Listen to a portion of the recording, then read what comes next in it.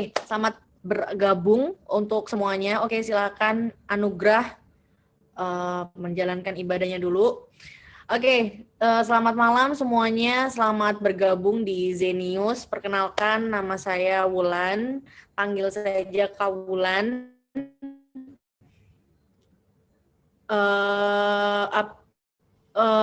Untuk di Zenius, saya akan mengampuh pembelajaran bahasa Indonesia, yaitu di mana kalian akan belajar fokus terhadap materi-materi di TPU, yaitu tentang PPU, pengetahuan umum, dan tentang pengetahuan baca dan menulis.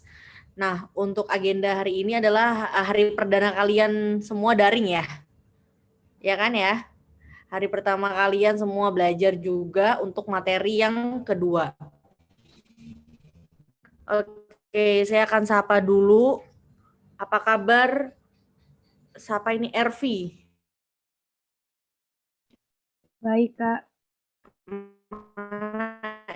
Ervi. Ada Ervi? Ada. Oke. Ervi dari mana? Dari Jawa Timur, Sidoarjo. Dari mana? Jawa Timur, Oh, dari Jawa Sidoarjo. Timur. Oke, selamat bergabung Ervi. Ya. Iya. Kemudian Jenny. Jenny dari mana Jenny?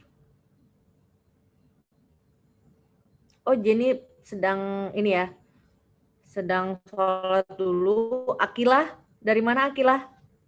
Halo Akilah. Apa kabar Akilah? Akilah Hayamufidah. Belum ada jawaban. Sabila, ada Sabila? Iya, Kak.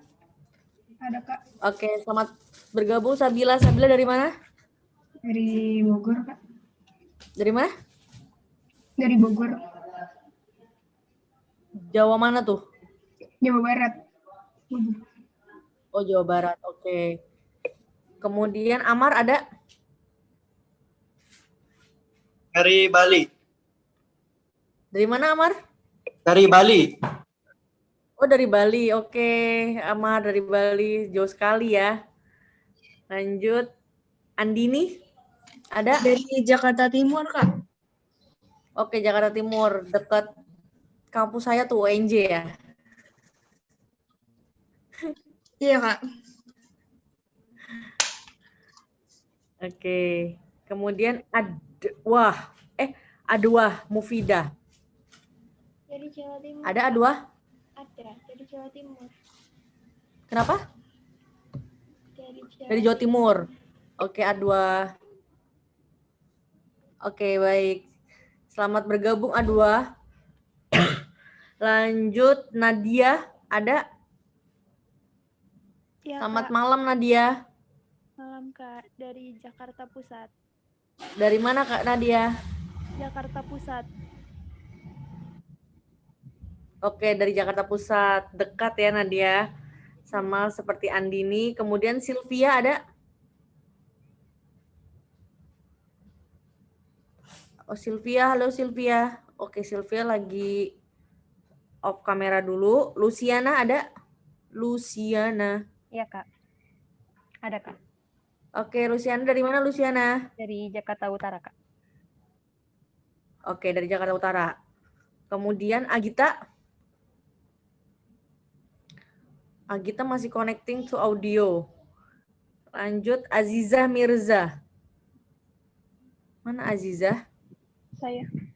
Oke, Azizah dari mana Azizah? Dari Jawa Barat. Oke, dari Jawa Barat. Banten?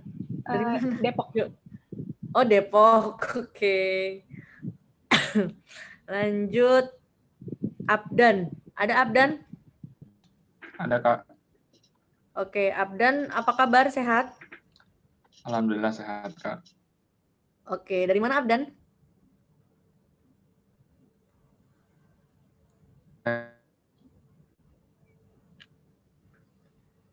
Halo Abdan, dari mana? Dari Bekasi. Oke, dari Bekasi. Kemudian Anugrah Warid Rambe. Halo Rambe. Ya, Kak. Dari mana Rambe?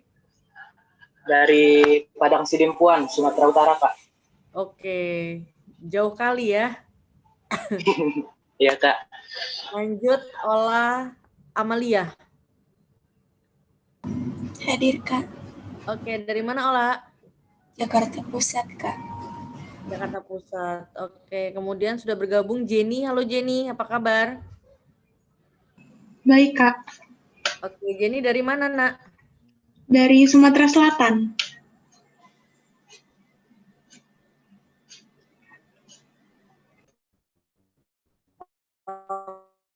Oke, dari Sumatera Selatan. Palembang, Riau, Jambi, mana?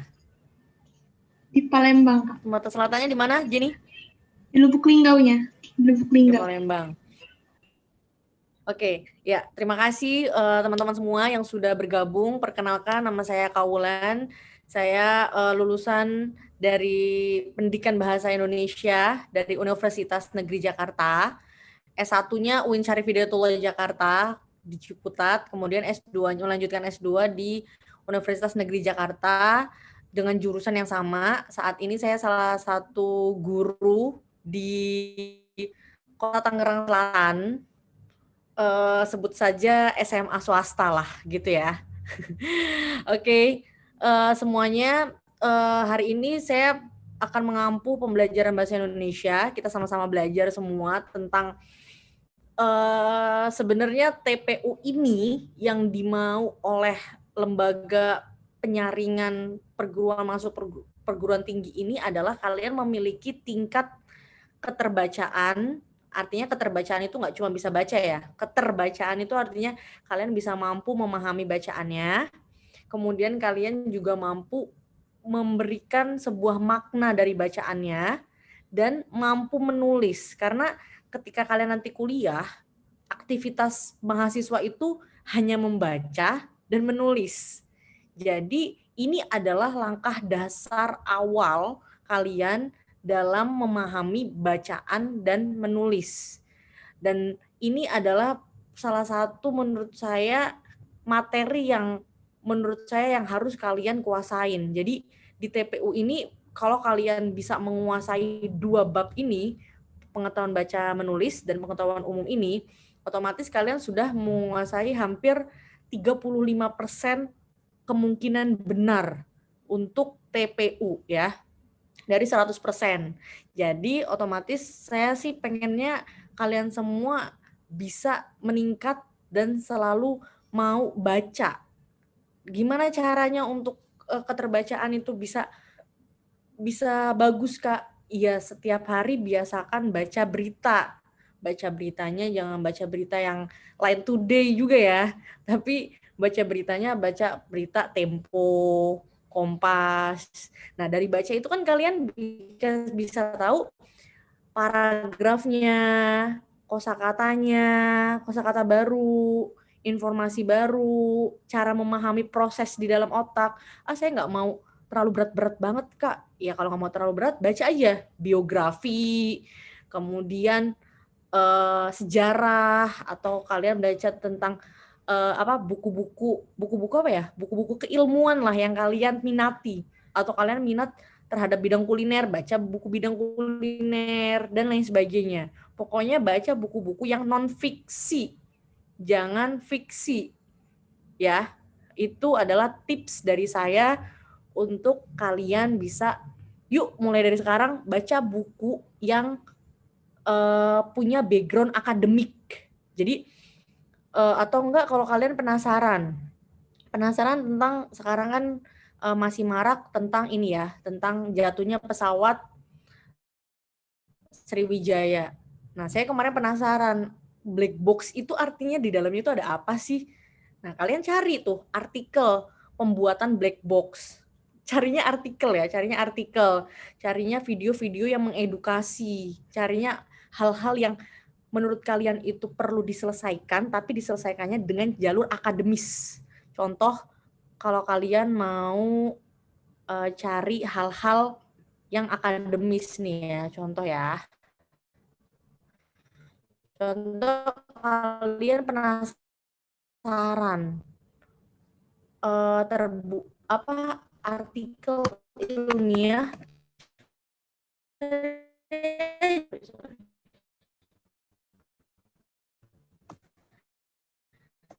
artikel ilmiah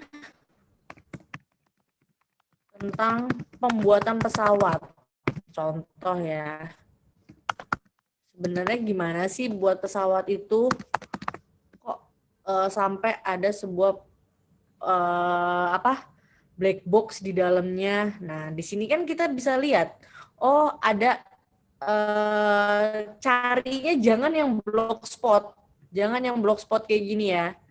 Carinya yang udah kayak PDF gini atau yang sudah ada website resminya. Biasanya saya carinya yang jurnal atau artikel ilmiah atau kalian bisa klik jurnal. Nah, nanti kalau kalian udah kuliah, bacanya itu ini. Nah, soalnya ini ada e-jurnal Unsrat. Kenapa sih harus baca jurnal, Kak? Baca jurnal itu artinya kalian baca sebuah penelitian yang sudah bereputasi. Yang sudah artinya itu terakreditasi lah. Nah, contoh baca tentang ini, kita download bersama. Di sini, kenapa ini adalah terreputasi? Kalian lihat di atasnya di sini, ada Jurnal Teknik Elektro Komputer volume 7 nomor 1. Artinya ini udah terreputasi sama penelitiannya, dan ini sudah bereputasi secara nasional. Artinya ini diakui. Jadi, cari bacaan-bacaan atau solusi hidup dari jurnal penelitian. Itu adalah mindset pertama ketika kalian mau menjadi sebuah akademisi gitu ya. Jangan cari hal-hal melalui forum gitu. Ya perlu juga sih, tapi ini yang harus kalian ubah mindsetnya seperti itu. Atau kalian punya adik susah diatur, anak umur berapa, itu bisa. Oke, sampai sini ada pertanyaan? Tidak ada ya? Oke. Terima kasih Silvi, Akila yang sudah bergabung. Silvi, dari mana Silvi? Halo Silvi.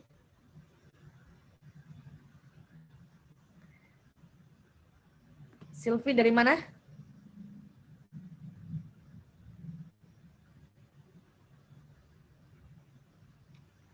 Nggak kedengeran loh Silvi. Oke, Akila, dari mana Akila? Dari Karawang. Oke, dari Karawang. Oke, terima kasih Akila, selamat bergabung. Iya. Oke, ada pertanyaan sampai sini?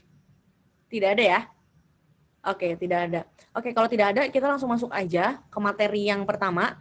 Nanti, jadi alurnya adalah, saya akan bahas dulu materinya. Kalian boleh tanya, angkat tangan, atau chat, atau kalian langsung ngomong aja kalau ada hal yang nggak paham atau saya terlalu cepat untuk menjelaskannya ya.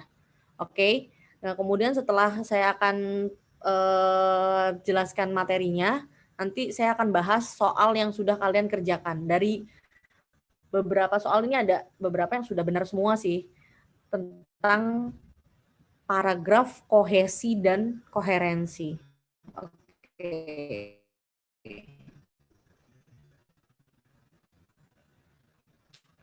Sebenarnya kohesi dan koherensi ini, oh iya, sebelum saya masuk ke mana? Ke materinya, saya juga mau mengimbau kalian. Oke. Ini semuanya saya imbau sih, semua murid saya. Tahu kan PUEB? Pedoman umum. Oke, udah tahu semua? Halo, kok pada? Hah? Kenapa? Udah tahu. Nggak tahu? Ya Tuhan. Udah Oke, tahu. Oh, udah tahu. Oke. Nah, ini adalah e-book. Sebenarnya ini saya punya e-book beberapa. Yang kalian juga bisa cari sih sebenarnya ini di mana, di internet ya. Ada PUEB, ada ejaan, bentuk pilihan kata, ada kalimat, paragraf, unsur serapan, dan penelitian-penelitian yang lain. Nah, yang perlu kalian download adalah yang pertama, kalian harus punya PUEB. Ini syarat wajib ya. Belajar sama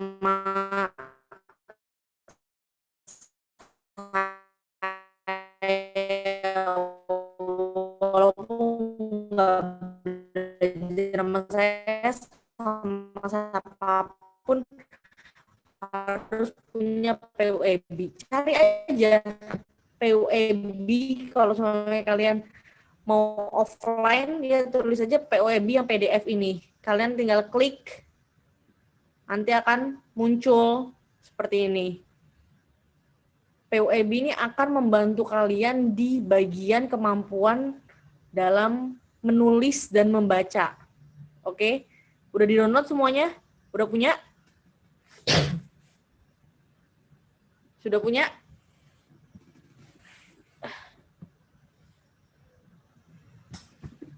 Amar, sudah punya Amar? Aziza? Ola? Oke. Saya udah punya bukunya, Kak. Seperti ini ya. Saya enggak.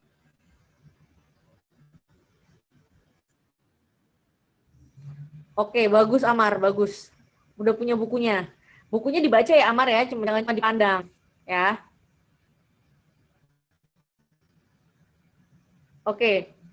Setelah punya PUEB, kalian Android atau di iOS, kalian bisa download KBBI kayak gini ya. KBBI kayak gini nih. Kayak gini. Gitu kan. Karena setiap, kalau misalnya kalian nggak tahu kosakatanya, kalian tinggal klik. Jadi kalau ada kosakata apa, kalian susah, kalian cari di KBBI. Nah, atau KBBI yang daring. Daring seperti ini, kalian tinggal cari. Kemarin saya baca ada kata-kata caima. Caima itu bahasa Indonesia atau bahasa mana sih? Tinggal cari aja, klik.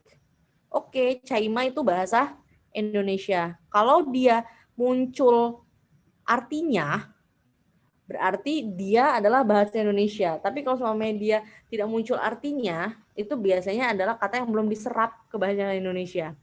Caima, biarawati di kelenteng yang bertugas menyembayangkan orang mati. Ini bahasa Indonesia ya, ini sudah diserap ke bahasa Indonesia. Gitu. Jadi ini adalah dua pintu utama untuk menuju kesuksesan TPU di mata. Oke? Jelas? Sudah punya semua? Sudah punya ya? Jadi nanti kalau saya tanya, kalian sudah langsung aktif cari di KBBI atau di PUEB-nya. Karena nanti banyak banget mungkin teks-teks yang gitu. Lanjut.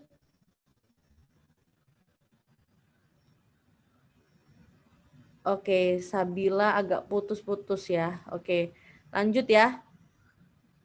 Kita ke materi kohesi dan koherensi. Oke. Kohesi dan koherensi di dalam sebuah paragraf. Jadi belajar ini, belajar bahasa lisan dan belajar bahasa tulis itu sangat berbeda ya. Sangat berbeda sekali. Kenapa? Kalau bahasa lisan mungkin aturannya adalah tentang kesopanan, tentang bagaimanakah penggunaan intonasi, nada. Nah, sedangkan belajar untuk menulis itu gitu kan. Nah, menurut saya materi ini seharusnya materi terakhir ya. Kenapa? Karena belajar bahasa itu harusnya dimulai dari huruf A, B, C, D. Kalau soalnya kalian belajar bahasa Inggris ya, pasti kan kalian diajarnya kan A, B, C, D, E, F, G gitu dulu kan. Kemudian belajar kata, table. Harusnya kayak gitu dulu ya. Tapi ini sudah langsung masuk ke paragraf. Ini kan namanya juga paragraf. Nah, paragraf itu kan berarti apa sih? Paragraf itu berarti adalah satu teks atau wacana wacana yang di dalamnya ada satu kalimat utama, ada satu ide pokok, dan memiliki beberapa kalimat. Berarti kalau ada sebuah teks nggak punya satu ide pokok, nggak punya satu kalimat utama, berarti itu bukan disebutnya paragraf ya. Jadi dia harus memiliki satu kalimat utama, memiliki beberapa kalimat penjelas. Nah, di dalam sebuah paragraf itu ada beberapa hal yang perlu diperhatikan, yaitu tentang kohesi dan koherensinya. Apa sih kohesi dan koherensi ini? Mungkin karena kalian sering banget ngomong bahasa Indonesia ya, jadi kadang-kadang kalian yang penting nyambung aja gitu kan. Tapi di dalam bahasa tulisan tuh beda banget. Nah, kita lanjut. Apa sih kohesi sama koherensi? Nah, kalau kita lihat di sini kohesi. Kohesi itu adalah keterkaitan antar proposisi yang eksplisit. Nah, kalau eksplisit itu artinya adalah secara langsung. Kalau nggak ngerti langsung klik KBBI-nya. Eksplisit apa gitu kan. Nah, ini secara langsung. Artinya dia ada di dalam sebuah teks. Nah, eksplisit secara langsung ini biasanya dia berupa tandanya adalah ada penanda gramatikal. Apa itu penanda gramatikal? Penanda gramatikal itu adalah, sebentar, sorry. Ini hilang. Oke, bentar. Penanda gramatikal itu apa? Penanda gramatikal itu contoh nih ya, kapan datang? Tadi malam. Nah, di sini yang ditanyakan adalah proposisi waktu. Yang ditanyakan proposisi. Proposisi itu artinya tujuan, purpose gitu ya, proposisi waktu gitu kan. Nah, proposisi waktu ini dia secara gramatikal itu saling berkaitan. Gimana caranya kita bisa tahu itu berkaitan atau enggak gitu kan. Nah, caranya adalah, kenapa kursornya sering hilang, Pak? Sebentar ya, kursornya sering hilang nih.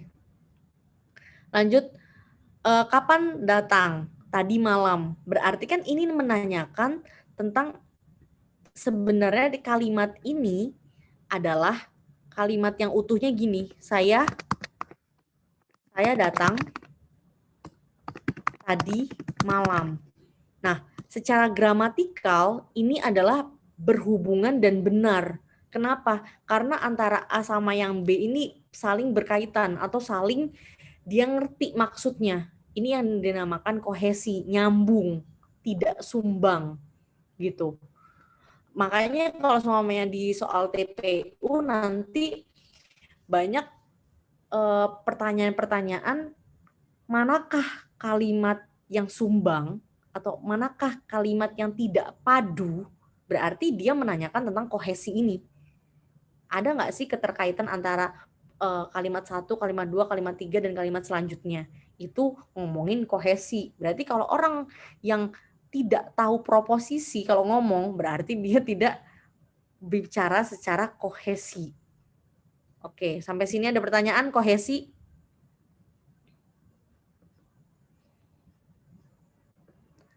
Ada pertanyaan nggak?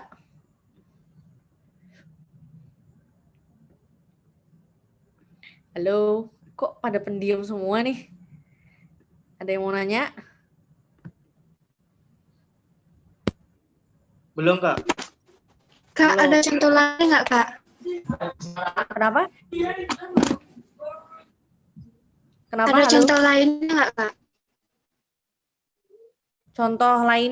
Contoh lainnya adalah seperti di teks ya, nanti di teks satunya lagi. Kita akan ini belajarnya ini dulu, basic dulu ya. Nanti ini yang mudah dulu, nanti kita akan masuk ke teks, oke? Siapa sih tadi yang nanya? Siapa yang nanya yang tadi? Sorry.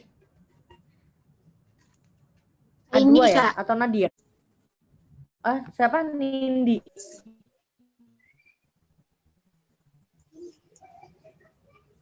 Andini.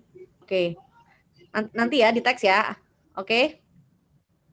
Lanjut dulu ya. Oke. Nah, kohesi itu apa sih gitu kan? Iya, Ciri-cirinya. sedang apa, Bunda?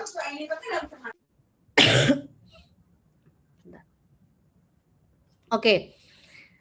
Kohesi itu apa sih gitu kan ciri-cirinya? Oke, kohesi itu adalah hubungan gramatikal.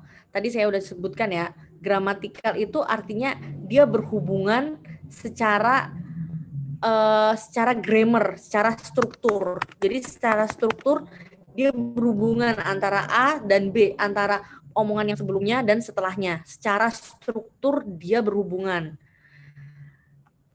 Kemudian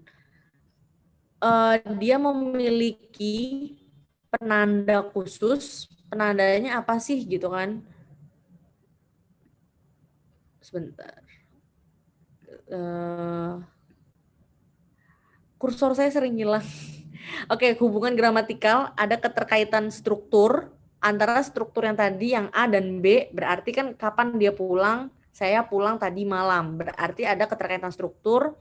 Kemudian yang kedua, dia memiliki penanda. Apa itu penanda yang dimiliki? Penanda yang dimiliki adalah biasanya dia ada kata ulang, kata tunjuk, atau konjungsi. Jadi kalau semuanya mau ngelihat dia itu kohesi atau bukan, kalian lihat aja ada pengulangan-pengulangan kata dan ada kata tunjuk serta konjungsi. Nah, kalau kita lihat nih di yang sebelumnya, kan ini ada tulisan kapan datang. Harusnya kan kapan datang? Tadi malam.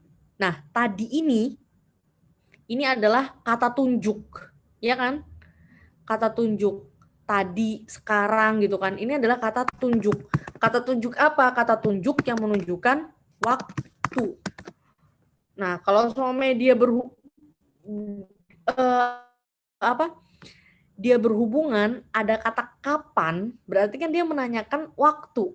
Kalau dijawabnya sesuai, berarti dia kohesi, ada keterkaitan. Jadi kalau nanyanya siapa ya berarti harus jawabnya orang gitu. Jadi kohesi itu adalah keterkaitan yang gramatikal, yang grammar ya, yang ada strukturnya, yang secara juga langsung, secara eksplisit. Oke, konsepnya gitu ya.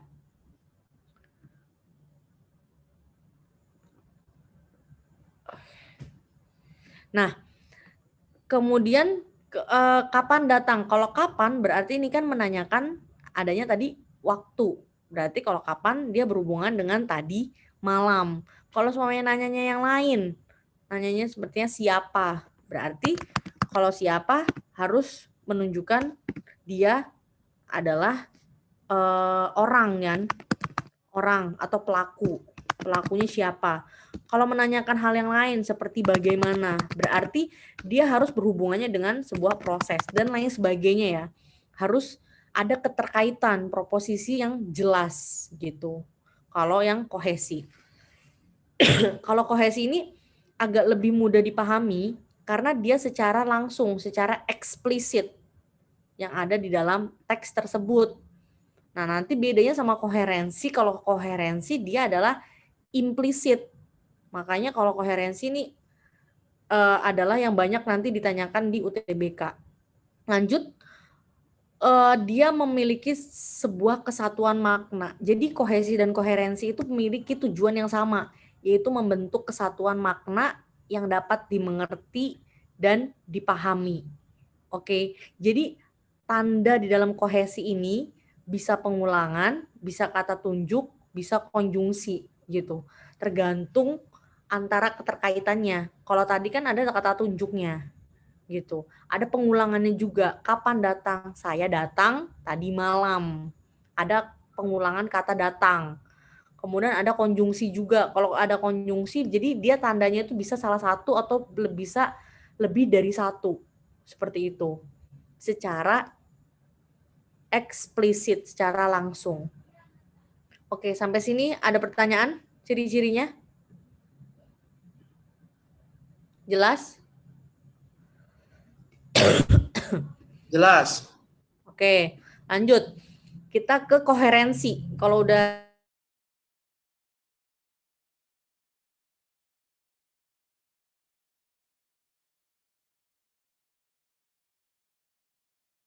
lebih apa ya? Lebih di atasnya kohesi ya. Kalau kalimat udah kohesi atau paragraf udah kohesi, sudah pasti dia harus koherensi.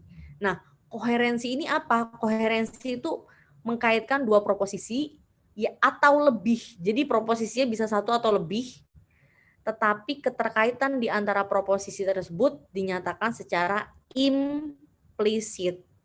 Berarti bedanya tadi, kalau kohesi dia eksplisit, kalau koherensi dia wajib implisit. Jadi dia tidak secara langsung ada di dalam teks. Itu ya, garis bawahnya. Oke, selanjutnya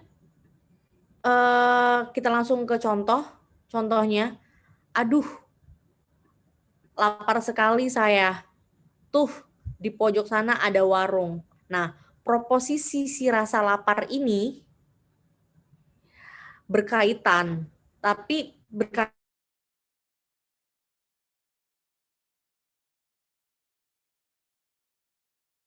warung ini kalau semuanya orang apa ya, orang nggak tahu gitu kan bahasa Indonesia, warung ini sebenarnya proposisinya sama dengan ada artinya lapar. Artinya ini solusinya adalah kalau lapar, yaitu ada warung di sana gitu. Nah, secara gramatikal sih, secara struktur ini tuh nggak apa ya, nggak memenuhi syarat untuk strukturnya itu bagus. Tidak. Nah, kalau semuanya koherensi itu tidak berkaitan secara gramatikal. Nggak kayak tadi. Kalau tadi kan kapan pulang? Saya pulang tadi malam. Nah, kalau yang ini sebenarnya secara grammar, secara struktur ini nggak ada kaitannya. Tapi ini berkaitan antara rasa lapar dengan adanya warung gitu. Ini yang disebut dengan koherensi. Jadi rasa lapar tersebut berkaitan dengan adanya warung. Sini ada pertanyaan? Halo? Jelas ya? Oke, kalau sudah jelas, contoh koherensi di dalam sebuah wacana atau dalam sebuah teks. Nah, kalau di dalam sebuah teks, namanya juga koherensi itu kan secara implisit ya. Nah, kalau di dalam teks itu biasanya ini adalah soal di pemahaman umum ya. Kalau di pemahaman umum itu banyak banget nanti soalnya berkaitan dengan pertanyaan-pertanyaan adanya sebuah ide pokok, kalimat utama, kalimat penjelas, dan kalimat sumbang. Nah, untuk materi ini saya jelaskan kembali ya, apa itu ide pokok, apa kalimat penjelas, dan bagaimanakah kalimat yang sumbang. Ada yang pernah belajar tentang ide pokok dan lain sebagainya? Mungkin mau menjelaskan? Halo?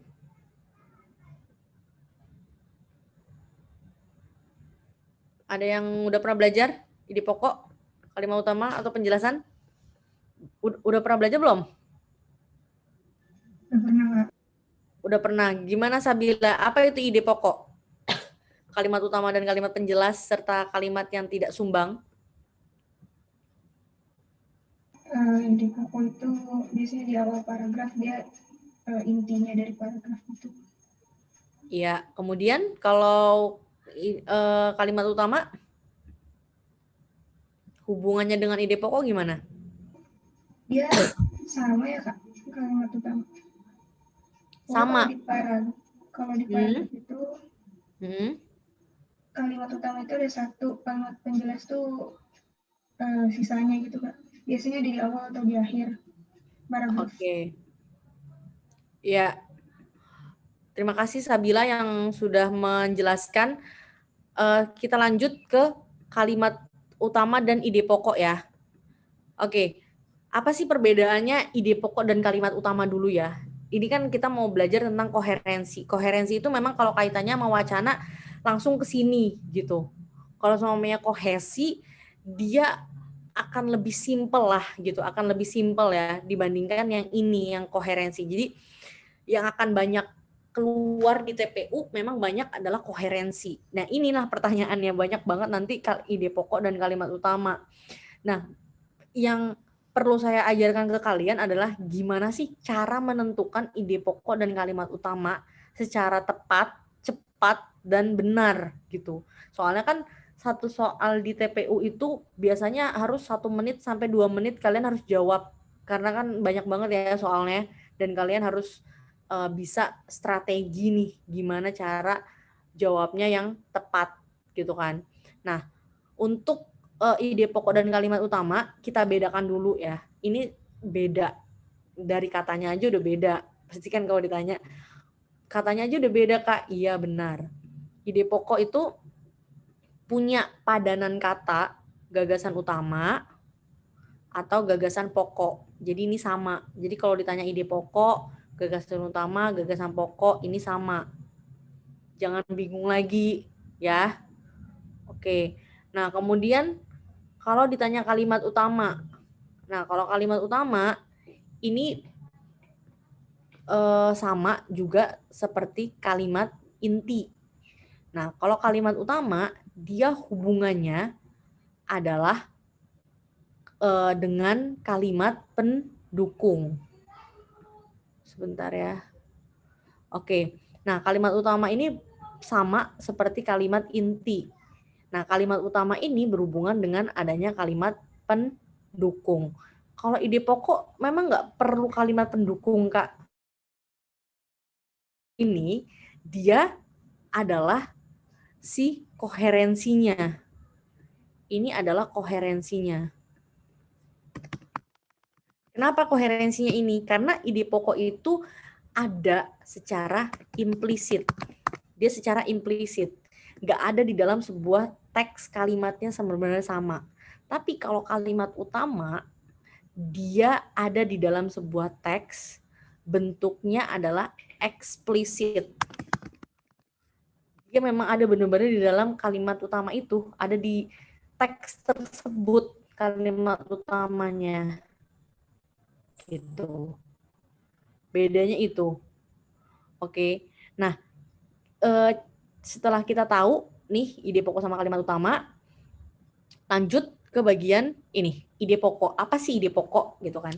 Ide pokok atau gagasan utama. Ide pokok itu atau gagasan utama adalah sebuah ide ya, ide atau sebuah gagasan seseorang ketika menulis. Orang nulis kalau nggak punya gagasan nggak mungkin membuat sebuah paragraf gitu kan.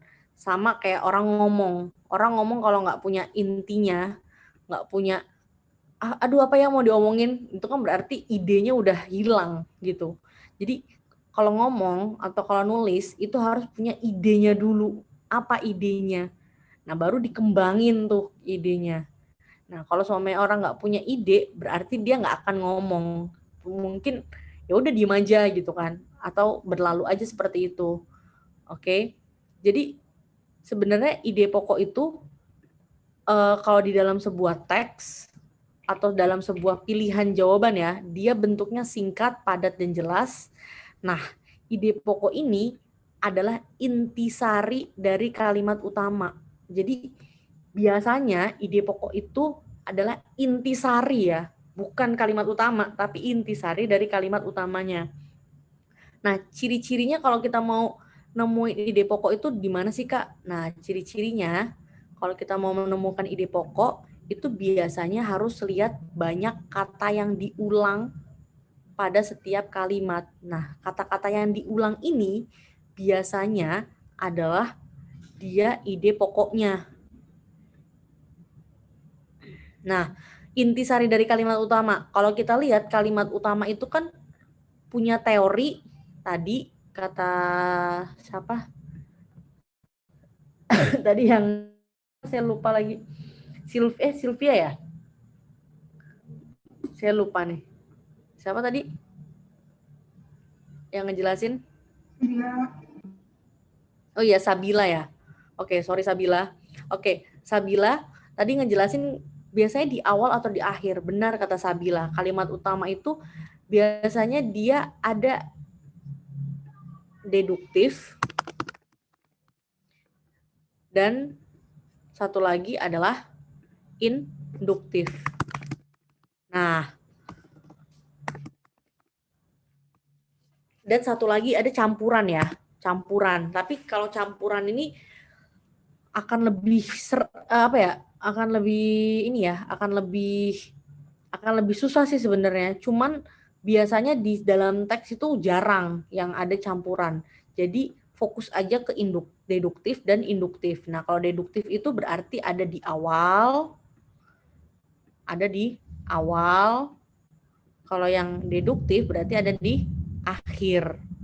Nah, kalau suami udah tahu ada di awal atau di akhir, berarti cara cari ide pokok caranya adalah yang pertama, cari kalimat utamanya dulu. Kalimat utamanya langsung, matanya dicari di teksnya, matanya langsung kayak peka lah, langsung peka, cari di awal atau akhir.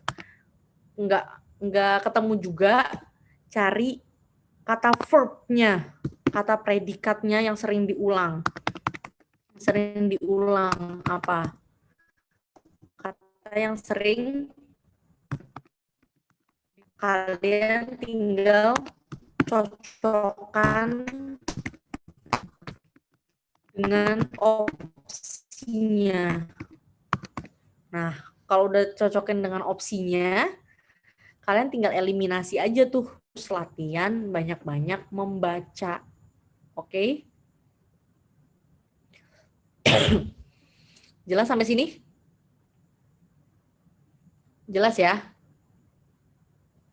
Oke, kalau sudah jelas, lanjut ke kalimat utama. Nah, yang tadi ya, ini udah saya jelaskan tadi di kalimat utama. Di ide pokok. Kalimat utama itu induktif atau deduktif, khusus umum ke khusus. Kalimat utama juga bisa campuran, tapi ini sangat jarang sekali ditemukan dan eksplisit di dalam sebuah teks. Kita lihat contohnya ya. Ini saya kasih contoh sih. Oke. Contoh ide pokok. Oke, silakan dibaca. Kemudian jawabannya yang mana? Boleh langsung jawab kalau sudah tahu jawabannya.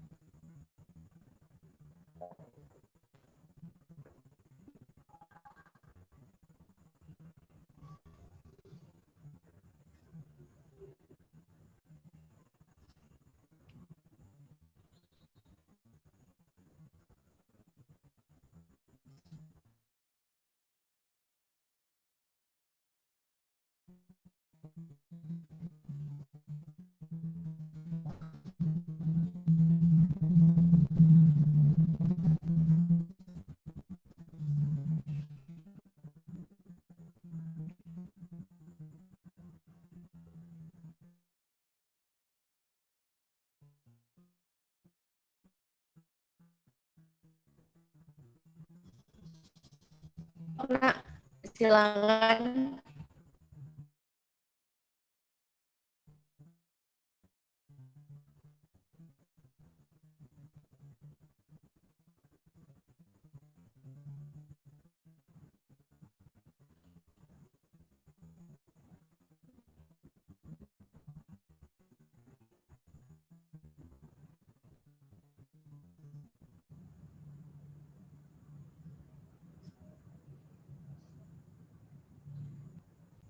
Sinyal.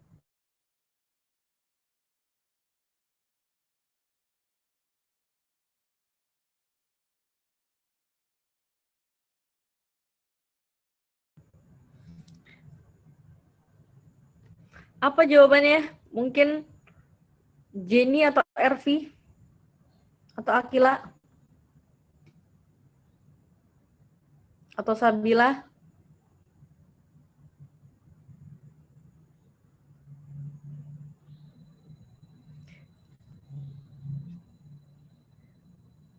Halo?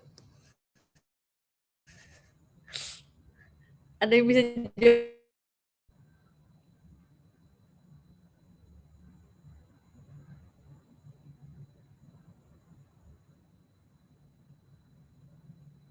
Atau Amar?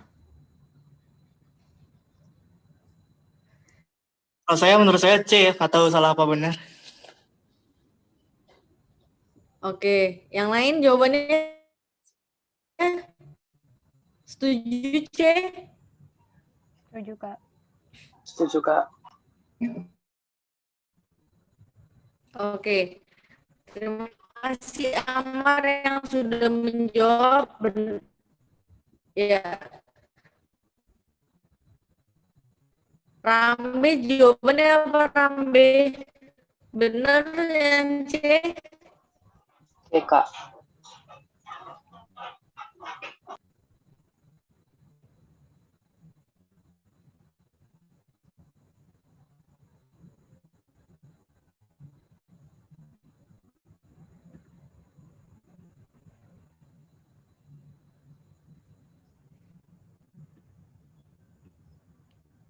Oke.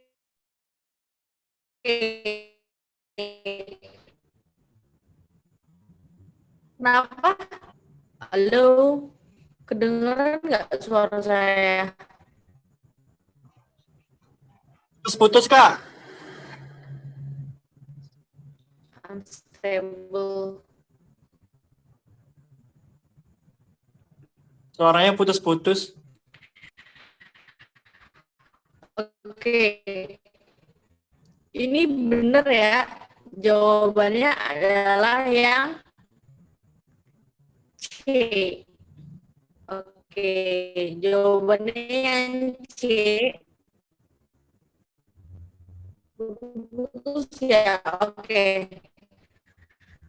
Sekarang udah kedengeran belum? Udah, Kak. Udah terdengar? Tapi masih patah-patah, putus-putus.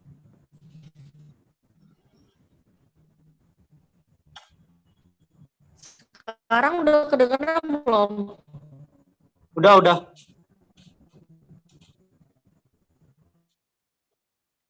Tapi putus-putus dia.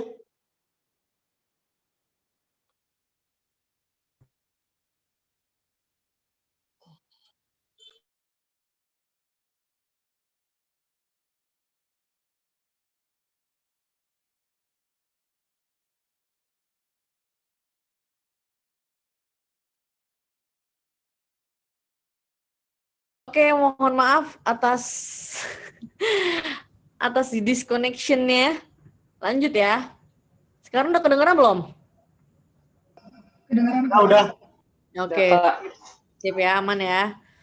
Maaf ya, mohon maaf. Lanjut ya. Oke, jawabannya benar kata Amar tadi. Jawabannya adalah yang C. Kenapa Amar jawabannya yang C? Alasannya apa? Kalau menurut saya, yang awalnya itu secara eksplisit tentang organisasi, tapi secara implisitnya tujuan akhirnya itu terkait dengan aktivitas deklarasi Pekan Sarapan Nasional yang menjelaskan terkait dengan status gizi warga masyarakat Indonesia. Sekian, terima kasih. Kamu ini baca semuanya? Iya, saya baca semuanya. Iya. Oke, kalau di TPU memang sih bagus dibaca semuanya. Tapi Amar, ingat waktunya. Kadang-kadang waktunya itu adalah menipu ya. Jadi yang pertama, Amar adalah baca dulu yang di awal atau di akhirnya aja dulu Amar. Gitu ya. Caranya gimana cara bacanya? Nah, cara baca di awal atau di akhir itu tinggal kalian baca aja di bagian pertamanya atau di akhir. Kalau kita lihat yang di bagian pertamanya ini adalah yang kalimat utamanya. Nah, kalau udah ketemu kalimat utamanya, tinggal ditentukan inti sarinya. Intisari sebuah kalimat itu biasanya adalah ada di verb-nya, predikatnya. Nah, predikatnya apa? Oh, tentang deklarasi pekan sarapan nasional. Emang bener ngomongin itu? Ya kita lihat aja. Ini deklarasi ini diulang nggak kata-katanya? Oh, ketika kita lihat di kalimat kedua, oke, ada kata-kata organisasi penghimpunan gizi. Kemudian di kalimat 3 ada kata-kata deklarasi lagi nih.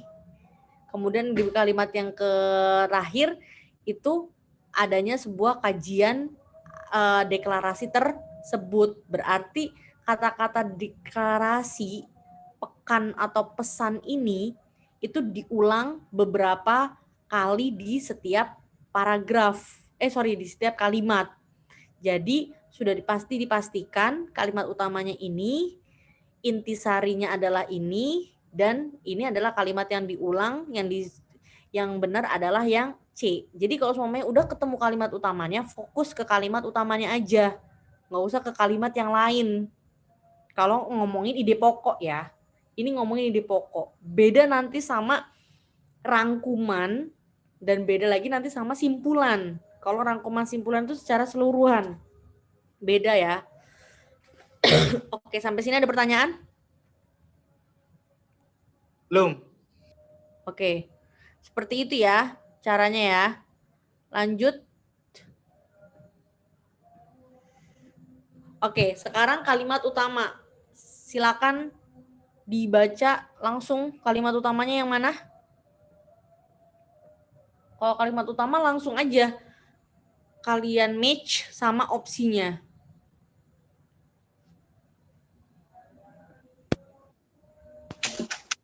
Kalimat pertama ya? Kalimat pertama. Ya. Oke, jawabannya adalah yang Kalimat pertama. A. Iya betul, yang A. Nah, kalau kalimat utama bedanya gini sama ide pokok.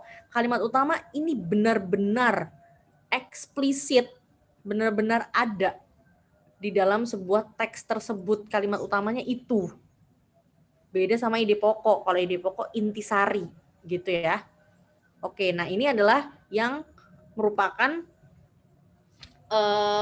kohesi dan koherensi seperti itu. Oke, sampai sini ada pertanyaan? Nggak ada ya? Enggak, Kak. Oke, lanjut.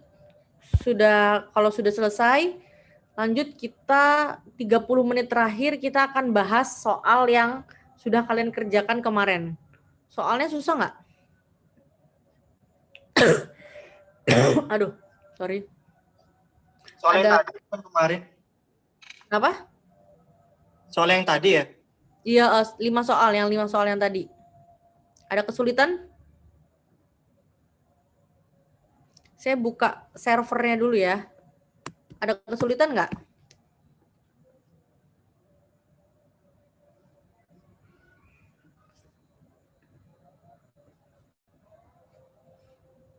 Ada kesulitan?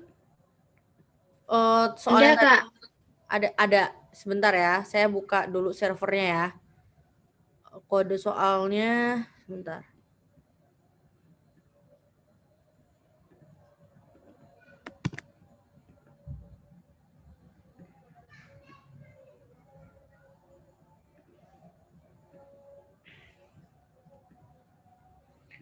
Oke.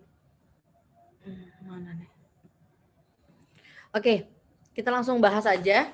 Nih, nomor pertama, nomor 1. Oke, nomor 1, kalimat yang tidak koheren ditunjukkan pada kalimat nomor berapa? Oke, tadi ada pertanyaan ya. Contoh kalimat yang tidak koheren. Tadi pertanyaannya siapa tadi? Pertanyaannya Aini ya. Saya lupa namanya, sorry. Iya, Kak. Ya, nah, kalau koherensi itu beda, kalau koherensi sama kohesi, tadi bedanya adalah dia implisit sama eksplisit ya, ini. Nah, kalau yang ini, dia masih koherensi. Kalau ada kata-kata gini, di dalam kutipan tersebut kalimat yang tidak koheren ditunjukkan pada nomor mana, itu jawabannya adalah yang E. Kenapa yang E? Kita baca kalimat sebelumnya untuk memastikan. Atau enggak, kalau semuanya mau cepet, ini kalian lihat ide pokok sama kalimat utamanya. Kita lihat di sini ada kata-kata, kalau saya langsung ke terlihat pemandangan kupu-kupu, kemudian taman itu ditutup jaring rapat, kemudian ada taman juga, kemudian ada tempat foto, kemudian tentang kerajinan tangan. Oke, kalau dilihat dari sini, ini teks, ini paragraf ngomongin tentang ruangan berkonsep indoor yang memiliki pemandangan kupu-kupu. Kenapa? Di sini taman kupu-kupu diulang beberapa kali. Ada kata-kata taman. Berarti ini ngomongin tentang si taman ini, ide pokoknya itu. Nah, ketika orang udah tahu kalimat utama sama ide pokok, pasti dia tahu ada kalimat yang tidak koheren, yang tidak koherensi, yang tidak berkaitan. Nah, yang tidak berkaitan adalah ini ngomongin tentang yang nomor 5, yang tidak koheren. Kenapa yang tidak koheren nomor 5? Karena ini ngomongin tentang taman, isinya, spot foto-fotonya, terus tiba-tiba dia ngomongin tentang kerajinan tangan. Di sini nggak nyambung, gitu. Oke, sampai sini ada pertanyaan? Ini ngomongin tempatnya ya. Ini ngomongin tempat. Ini ngomongin sebuah destinasinya, tempatnya. Tapi tiba-tiba dia di akhir ini ngomongin bukan tempatnya, tapi adalah ngomongin tentang unsur lainnya. Unsur lain yang dikaitkan dengan kupu-kupu juga. Padahal itu tidak mendukung adanya ide pokok sebuah taman ini. Ini nggak ngedukung gitu. Jadi yang tidak koheren adalah yang E. Sampai sini ada pertanyaan? Belum. Jelas Enggak, ya? Kak. Kenapa? Kenapa? Ada beberapa siswa yang salah nih. Yang salah udah jelas ya ini ya jawabannya ya. Jangan sampai salah lagi ya. Iya, Kak. Oke, baik. Jadi perlu banget kalian itu fokus terhadap kalimat utama, ide pokok. Jadi kalau semuanya kalian dicurhatin sama teman kalian, itu jadinya biar nyambung. Biar enak kasih solusi, kasih rekomendasi, kasih masukan. Seenggaknya kalau nggak ngasih masukan atau rekomendasi, kalian ngerti apa yang diomongin. Akhirnya nggak nambah-nambah. Jadi ide pokok sama kalimat utamanya sesuai target, sesuai tujuan gitu ya. Kalau ngomong juga kayak gitu ya. Lanjut. Nomor selanjutnya nomor 2. Nah, sekarang nih bagian kohesi ya. Nah, kohesi ini yang tadi ditanyain Aini, kalau kohesi dia itu ada penandanya. Karena apa harus ada penandanya? Karena dia bentuknya adalah eksplisit, ada di dalam teks. Gitu, Aini. Nah, di dalam teks ini kohesi kalimat pertama dan kalimat kedua ditunjukkan dengan hal berikut kecuali. Berarti yang bukan penandanya yang mana? Di sini jawabannya adalah yang A. Kenapa yang A? Ketika kita lihat di sini yang bagian yang pertama kohesinya, kalau kita lihat kohesi itu kan tadi harus ditunjukkan dengan kata tunjuk. Kata tunjuk, kata ulang, dan kata ulang, dan satu lagi adalah konjungsi. Nah, kalau kita pahami bersama nih, kalimat pertama, yang ditanyakan cuma kalimat pertama sama kalimat kedua, berarti fokus aja ke kalimat pertama dan kalimat kedua aja. Yang kalimat 3, 4, 5 nggak usah dibaca, nggak apa-apa. Jadi, ngejawab soal itu harus tahu apa yang dituju sama soalnya, apa mau soalnya. Kalau soalnya itu maunya cuman kalimat 1 sama 2, ya udah fokus aja kalimat 1 sama 2. Kalau maunya ide pokok, ya fokus aja sama kalimat utama gitu loh. Jangan buang-buang waktu sama hal yang lain gitu. Jadi fokus sama soal, apa maunya soal. Nah, maunya soal di sini dia pengen tahu penanda kohesi kalimat pertama dan kedua ditunjukkan pada hal berikut kecuali. Kalau kita lihat kohesi pertama dan kedua yang benar ya, yang ada konjungsi oleh karena itu. Benar ya, ini ada. Ya kan? Kemudian ada substitusi. Substitusi atau kata tunjuk ya. Kata tunjuk itu. Taman itu. Benar ada ya. Taman itu.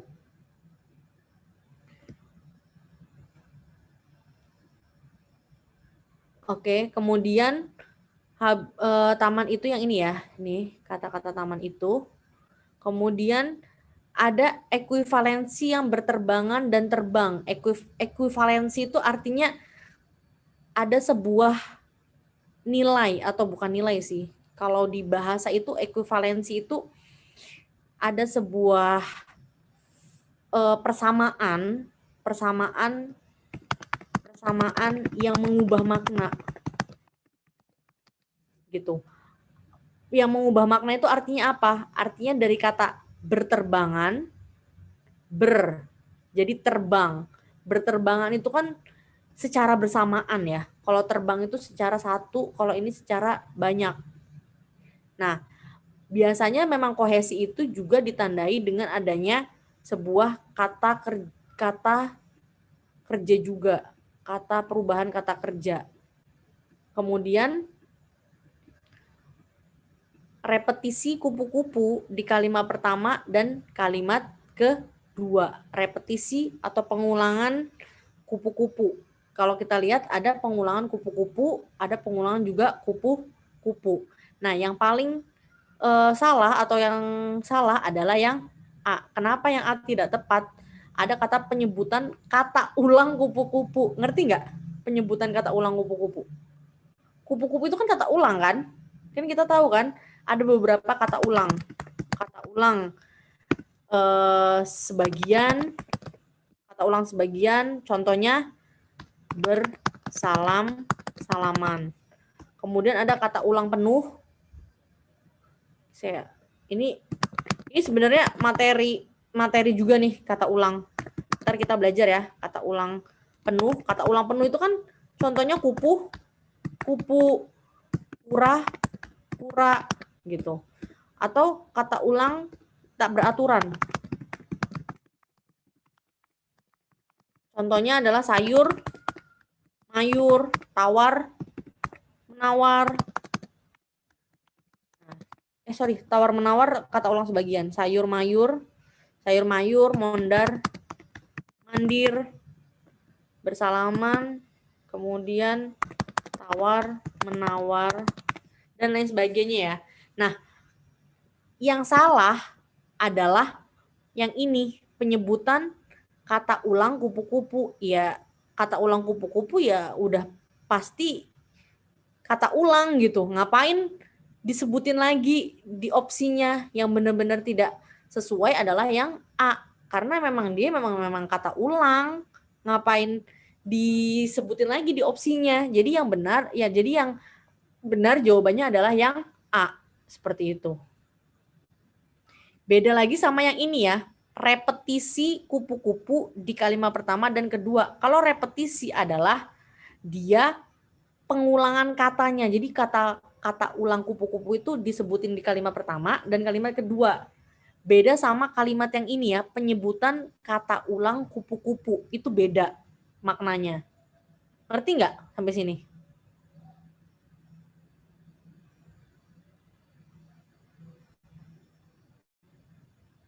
Halo, ada pertanyaan?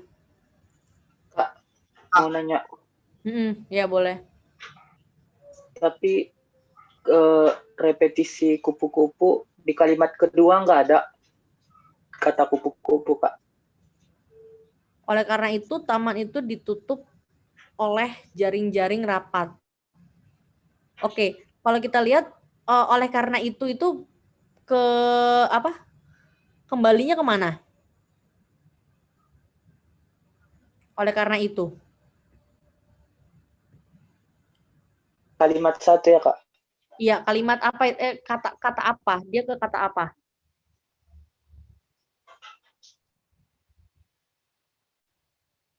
Kupu-kupu yang indah dan asyik berterbangan.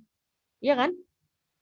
Karena kupu-kupunya itu terlalu banyak berterbangan, maka tanaman itu ditutup dengan jaring-jaring. Nah, oleh karena itu ini dia mengacunya ke bagian kupu-kupu yang indah yang asik berterbangan. Karena itu, oleh karena itu ini referensinya, konjungsi referensinya dia ke kupu-kupu yang indah dan berterbangan gitu. Ngerti nggak, Amar? Yang ngerti, Kak. Nah, itu yang dimaksud dengan kohesi reference. Ada referensinya gitu. Ini sama kayak apa ya? Kayak ini loh, kayak apa ya? Kayak pertanyaan bahasa Inggris. It means reference to gitu. Hampir sama kayak gitu. Kalau di bahasa Indonesianya ini namanya kohesi dan koherensi. Kalau di bahasa Inggris reference seperti itu. Oke. Sampai sini ada pertanyaan? Kak, saya mau nanya lagi, Kak. Ya, nanya boleh. Tolong coba jelasin yang C itu, Kak. Saya masih belum ngerti. Yang terkait ekuivalensi itu. Nanti yang C ada materinya sendiri ya. Oh iya, ada kalau gitu. Ini materinya materi tentang pembentukan kata. Pembentukan kata contohnya kayak gini loh, pembentukan kata itu contohnya yang paling gampang ya. Sapu itu kan kalau kita lihat jenis katanya adalah kata nomina. Nah, kalau suaminya nanti ada kata menyapu, berarti dia berubah menjadi sebuah verba kayak gitu. Jadi yang C ekuivalensinya itu nanti kita akan belajar di materi yang lain ya. Ini kalau materinya dibahas panjang. Ya, Amar ya. Oh iya, Kak. Ya, Amar ya.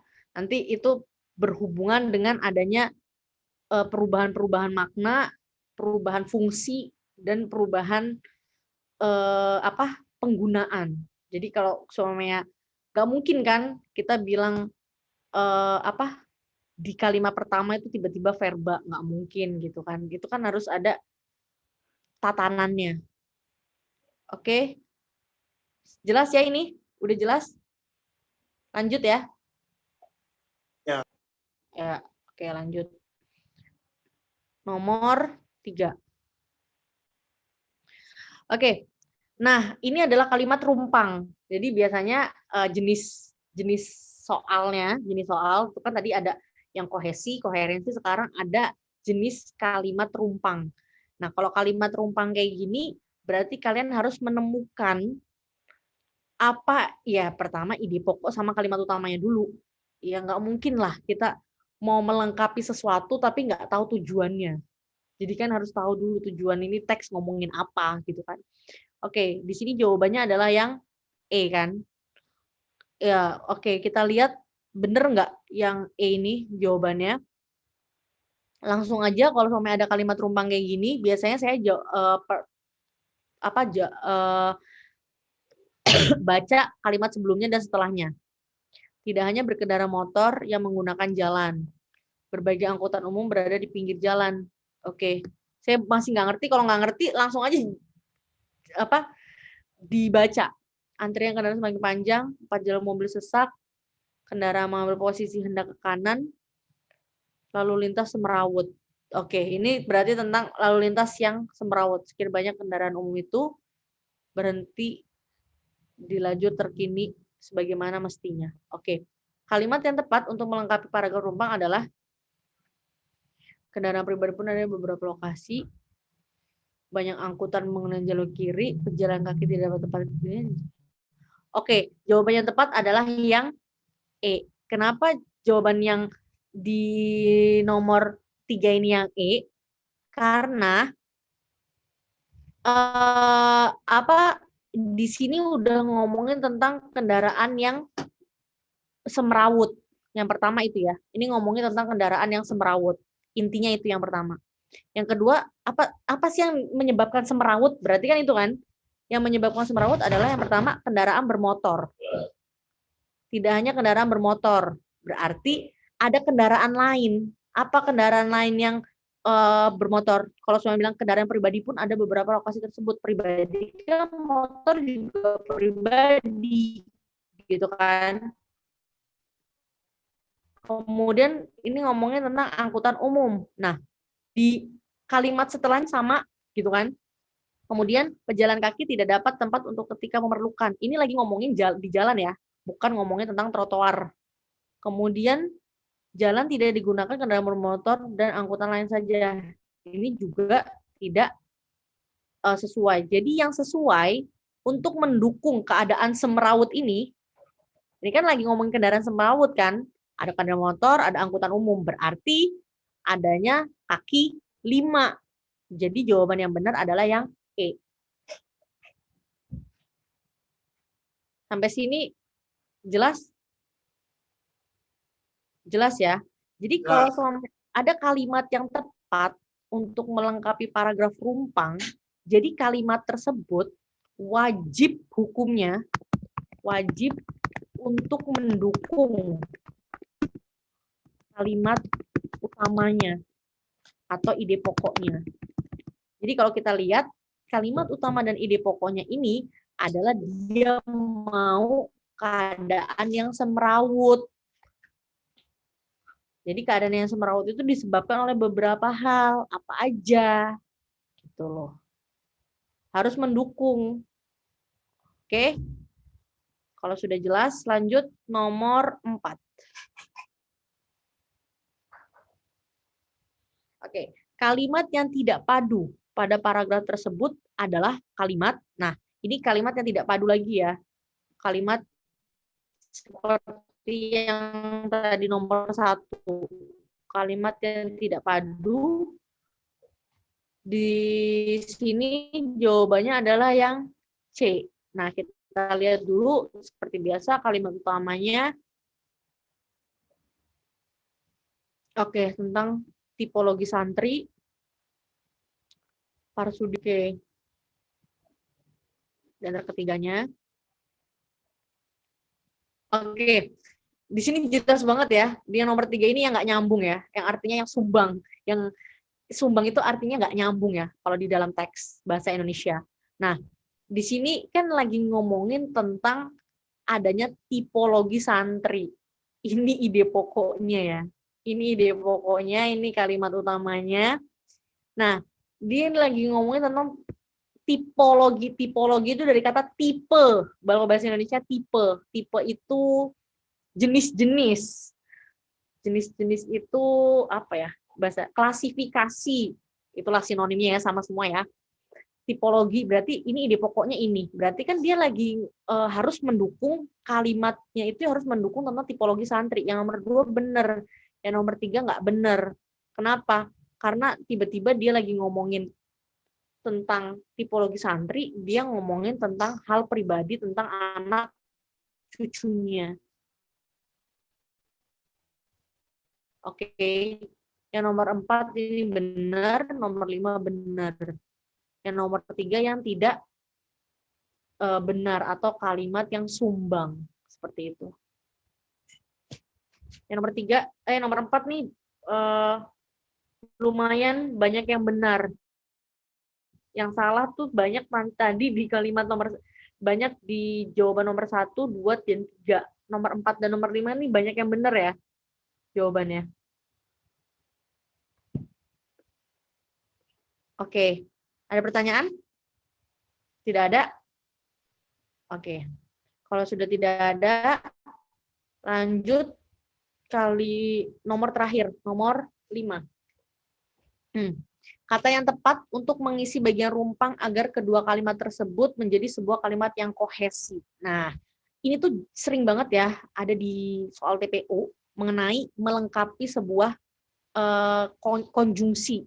Tapi kalau soalnya di TPU biasanya nanti akan nggak cuma satu konjungsinya. Kalau di TPU biasanya 3-5 konjungsi dalam melengkapi teks. Kalau yang ini kan baru latihan ya, Jadi ini melengkapinya satu aja. Nah, di sini jawaban yang benar adalah yang D. Kenapa yang D? Kalau suami kita lihat jawabannya, rumah itu bentuknya bundar, atapnya jerami dan pintunya mungil. Itulah Hanoi. Nah, itulah itu berarti dia referensinya adalah tentang rumah.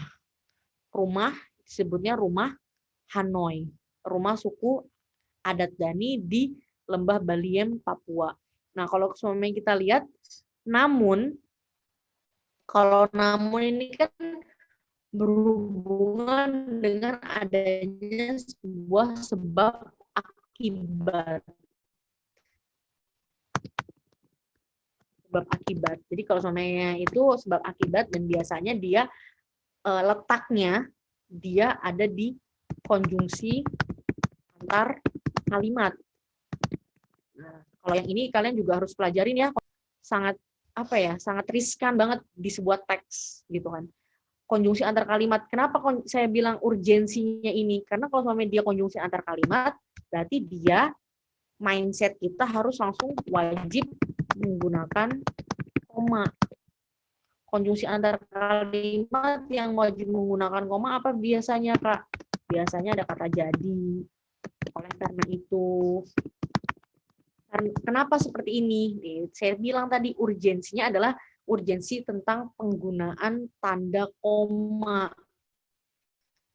Jadi tanda koma itu berhubungan dengan konjungsinya. Gitu. Emang seperti itu semuanya, Kak? Ya, kalimat. Konjungsi intrakalimat.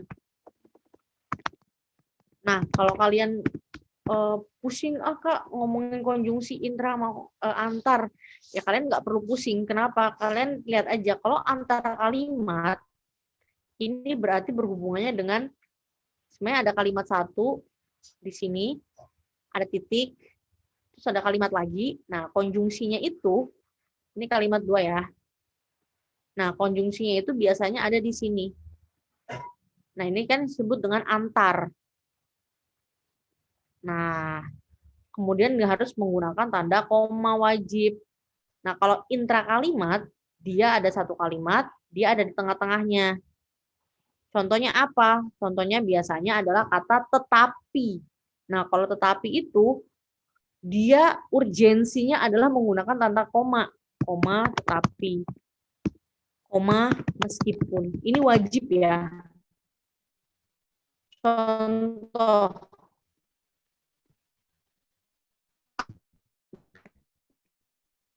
Dia sehat, tetapi malas. Hari hujan, dia tetap sekolah, meskipun. Nah, ini wajib menggunakan tanda koma sebelum konjungsi tersebut. Kalau konjungsi dan, kalau sama cuma 2, komponennya, aku dan dia, ini nggak perlu tanda koma. Tapi kalau sama saya membeli buku, sepatu, dan baju. Nah, ini berarti harus diperhatikan tanda komanya di sini. Ya. Oke. Tanda koma ini memang berkaitan banget sama namanya konjungsi. Jadi kenapa saya bilang konjungsi ini harus benar-benar ini hampir 80% soal TPU pasti pertanyaannya tanda koma. Kesalahan mesti tanda koma. Tanda koma. Kenapa? Karena tanda koma itu adalah tanda yang ya itu sangat diuji lah pokoknya. Banyak banget aturan-aturannya. Salah satunya ini. Oke, sampai sini ada pertanyaan? Belum. Belum. Oke, kalau tidak ada pertanyaan, saya cukupkan untuk sampai di sini karena sudah jam 8 juga. Terima kasih untuk hari ini. Kesimpulan hari ini adalah belajar tentang sebuah tulisan, paragraf, itu harus ada kohesi, ada penunjuknya, yaitu berupa kata tunjuk, berupa konjungsi, atau bisa juga berupa referensinya apa, gitu kan. Nah, kemudian selain kita menggunakan kohesi, kita harus juga koherensi itu adalah yang implisit, yang teks berhubungan dengan ide pokok, kalimat rumpang, dan kalimat-kalimat yang harus mendukung kalimat utama dan ide pokok. Yang paling penting adalah di sebuah paragraf harus ada kohesi, koherensi, satu kalimat utama, satu ide pokok, dan kalimat penjelas yang mendukung kalimat utama tersebut. Kalau selama kalimat pendukung tidak mendukung kalimat utama, berarti itu adalah paragraf yang tidak koherensi. Jadi semuanya harus selaras, sama, sesuai dengan tujuan, dan harus seirama sesuai dengan ide pokok dan kalimat utamanya. Oke, sampai sini ada pertanyaan? Nggak ada ya? Oke, semoga bisa kalian ambil hikmahnya, kalian bisa pelajarin sama-sama untuk kedepannya. Semoga kalian semua bisa menjadi mahasiswa yang bisa mulai menulis ya. Kalau mahasiswa itu kan harus menulis, harus baca, nulis, bagaimana belajar nulis paragraf yang baik dan benar, yang ada kohesi dan koherensinya, agar menjadi sebuah kalimat yang utuh dan bisa dipahami. Itu yang paling penting, yang bisa dipahami oleh pembacanya. Oke, kita akhiri semua dengan mengucap sama-sama doa. Alhamdulillahirrahmanirrahim. Semoga bermanfaat. Saya mohon maaf apabila ada salah-salah kata. Sampai berjumpa di pembahasan selanjutnya ya, materi selanjutnya. Oke, saya akhiri. Wassalamualaikum warahmatullahi wabarakatuh. Selamat malam, selamat istirahat. Waalaikumsalam warahmatullahi Waalaikumsalam. Terima kasih, Kak. Ya, selamat Terima kasih, malam. Kak. Terima kasih, Kak.